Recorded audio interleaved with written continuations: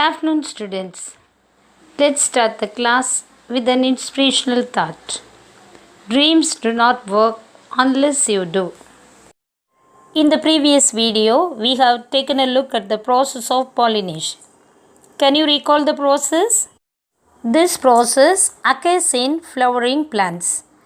Here, the pollen grains transferred from anther to the stigma of the same or different flower.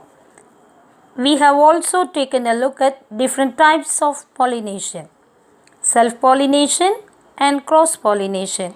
Now let's see what exactly happens after pollination. The next and most important step is fertilization. Now, what's this process exactly? Fertilization is the process of fusion of male and female gametes and to give rise to a new embryo. Before understanding this process, let's understand the new terms which are new for us. Firstly, we would know what these gametes are. Gametes are the specialized cells which serve the function of reproduction. We find these cells in an organism that carry out sexual reproduction, but the gametes are different in males and females. And sexual reproduction is where the gametes from both male and female individuals unite and give rise to zygote. What is a zygote? It is a single cell structure formed from the fusion of male and female gametes. The zygote further develops into an embryo. So, what is the embryo? It is a structure that will further develop into an organism. So, gametes are the special cells called sex cells present in organisms that participate in sexual reproduction. Fusion of two gametes, one from male, the other from female, will give rise to zygote, which will further develop into embryo. This embryo further grows and develops into baby organism or baby plant. Now let's move on fertilization process in plants. To understand this process, let's see all the floral parts. Thalamus or receptacle provide the attachment place for all the floral parts. Sepals make the outermost wall. They protect the flower during the bud stage. Petals are generally bright colored to attract the insects for pollination. Anther and filament make the male reproductive part of the flower, known as stamen. Stigma, style, ovary make the female reproductive part of the flower, which are called pistil. In the ovary contain ovule. Inside the ovule, embryo sac is present. Egg is embedded within the embryo sac. During pollination, the pollen grain comes to lay on the stigma. The pollen grain has two layers. The outer layer, exine, which is made up of the substance called sporopollenin. The inner layer is known as intine. At some places of exine is thin. These areas are known as germ pore, through which emerges the pollen tube. Pollen grain has two cells. The smallest cell is known as generative cells. Each divide to form two male gametes. Larger cell is known as vegetative cell, which will give rise to the pollen tube. The embryo sac has three cells at the chalacal region, which are known as antipodal cells. There are two nuclei in the middle called polar nuclei. These cells are towards the micropolar region. In that, the middle larger cell called egg surrounded by two smaller cells called synergids. The egg and two synergids together called egg apparatus The pollen tube emerges from the germ pore. The haploid generative cell divides to form two male gametes. The pollen tube enters the embryo sac through the micropyle. Then it enters through the degenerating synergids or between the egg and the synergids. The first male gamete fuses with the egg to form a haploid zygote. This process is known as fertilization.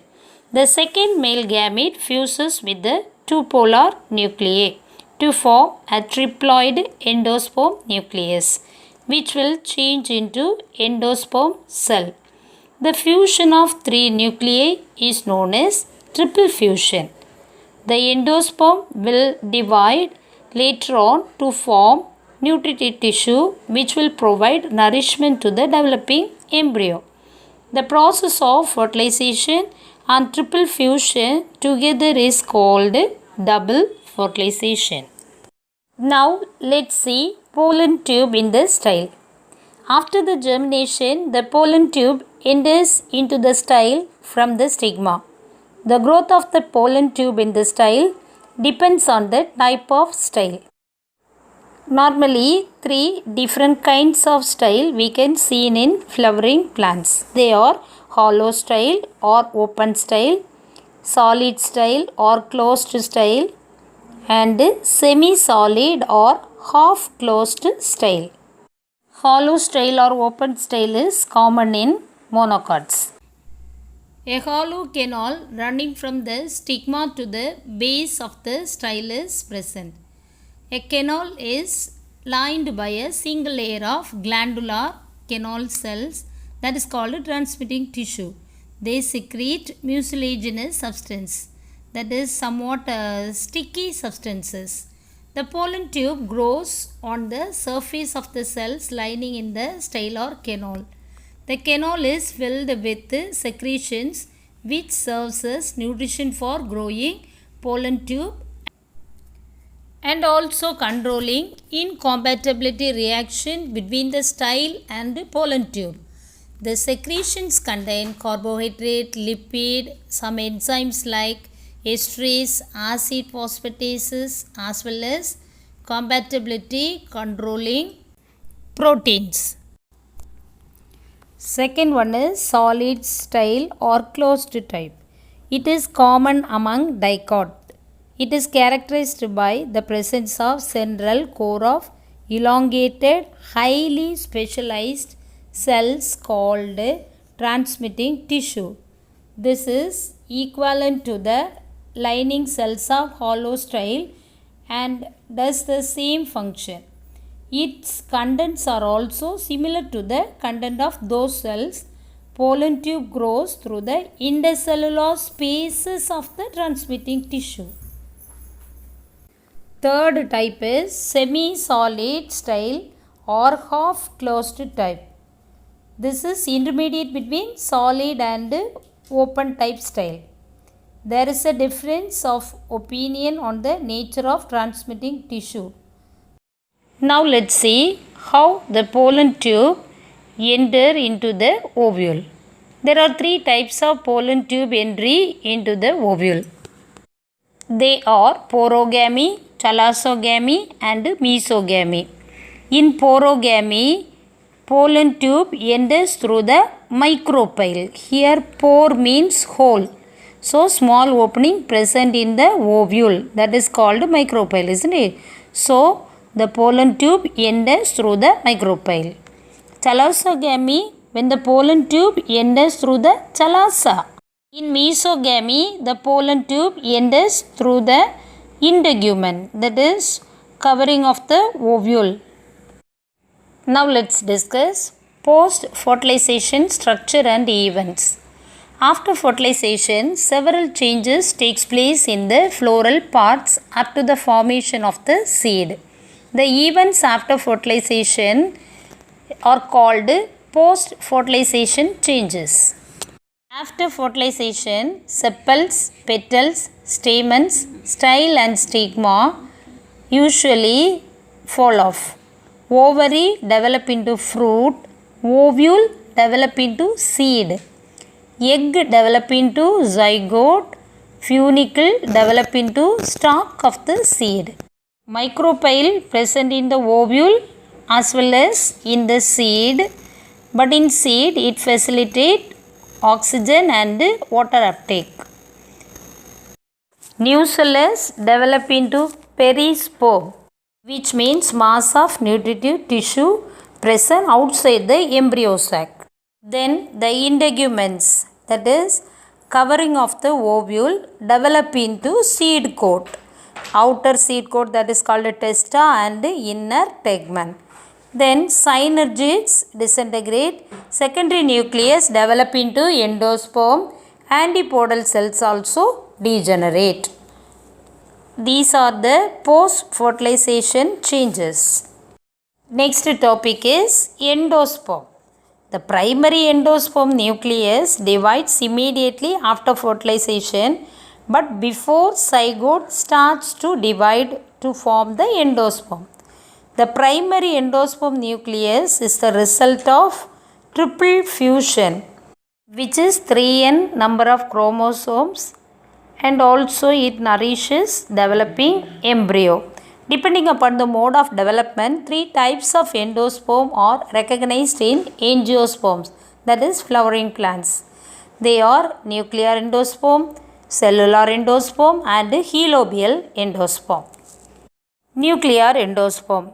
Primary endosperm nucleus undergoes several mitotic divisions without cell wall formation. Thus, a free nuclear condition exists in the endosperm. Example, coccinea. In Tamil it is called kovaikai, and Arachis hypogea, commonly called groundnut. Second one is cellular endosperm. Here primary endosperm nucleus divides into 2 nuclei, and it is immediately followed by wall formation. Subsequent divisions also follow cell wall formation. Example, Helianthus, that is sunflower.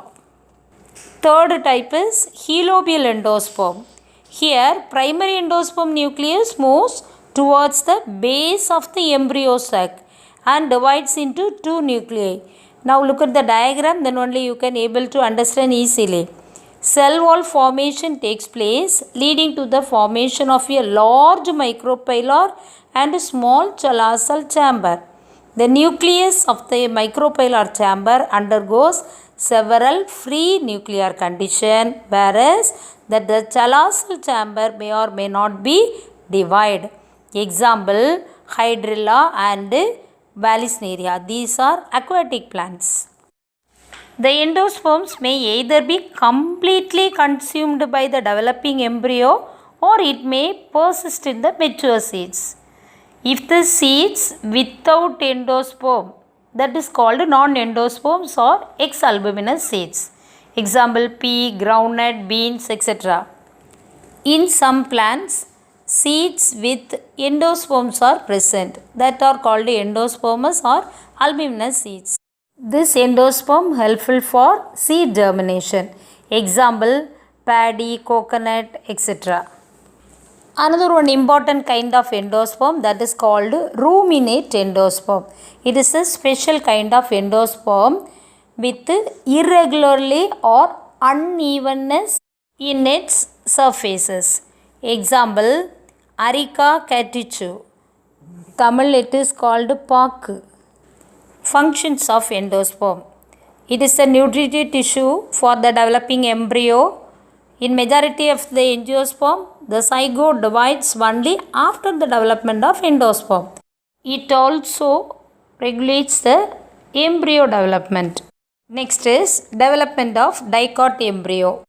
The embryo develops at micropylar end of embryo sac.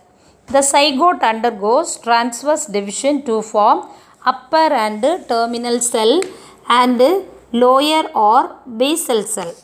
Further divisions in the zygote during the development lead to the formation of embryo. Embryo undergoes globular heart-shaped stages before reaching a mature stage. The mature embryo has a radical to cotyledons and a plumule. Here radicle gives rise to root system, plumule gives rise to shoot system, that is stem and leaves.